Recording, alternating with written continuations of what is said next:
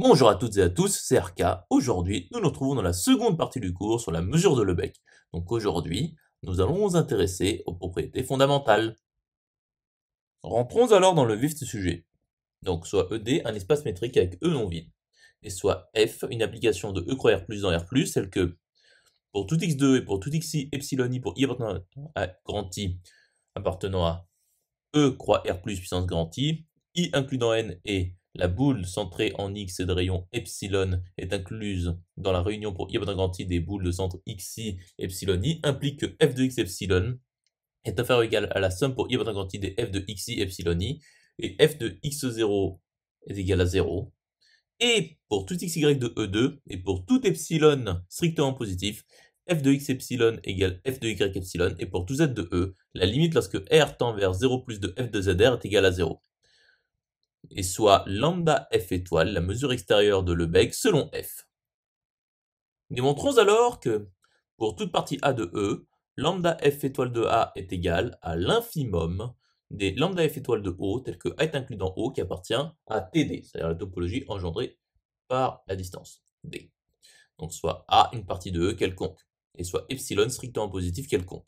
Donc il existe xi epsilon i pour i appartenant à grand I appartenant à E croix R plus puissance grand I, tel que A est inclus dans la réunion pour i appartenant à grand I de la boule centrée en xi et de rayon epsilon i, et la somme pour i appartenant à grand I des lambda f étoile de les boules de centre xi de rayon epsilon i est strictement inférieure à lambda f étoile de A plus epsilon. Donc ici, bien entendu, par rapport à la définition de lambda f étoile, nous savons que cette famille I est forcément dénombrable, car dans le cas où la mesure est infinie, disons, ce cas est trivial. Donc lambda f étoile de A est inférieur ou égal à lambda f étoile de la réunion pour i appartenant à grand I des boules de centre xi et de rayon epsilon i, qui est inférieur ou égal à la somme pour i appartenant à grand I de lambda f étoile de la boule de centre xi et de rayon epsilon i. Donc cela repose sur une démonstration précédente qui indiquait que lambda f étoile de la boule de centre x et de rayon epsilon pour x et epsilon quelconque est égal à f de x epsilon, qui est strictement inférieur ou égal à lambda f étoile de A plus epsilon. Or, pour tout O appartenant à TD, A est inclus dans O implique que lambda f étoile de A est inférieur ou égal à lambda f étoile de O. C'est une propriété des mesures extérieures. Et la réunion pour I appartenant à grand I des boules de centre xi de rayon epsilon i sont dans la topologie TD. Donc, ils appliquent ça.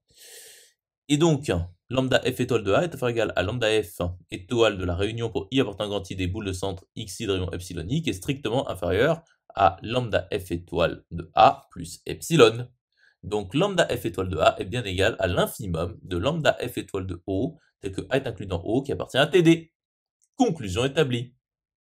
J'espère que cette vidéo vous aura plu et vous sera utile. Un serveur Discord est mis à votre disposition, vous trouverez le lien dans la description. Une chaîne secondaire a été ouverte, vous trouverez également le lien dans la description.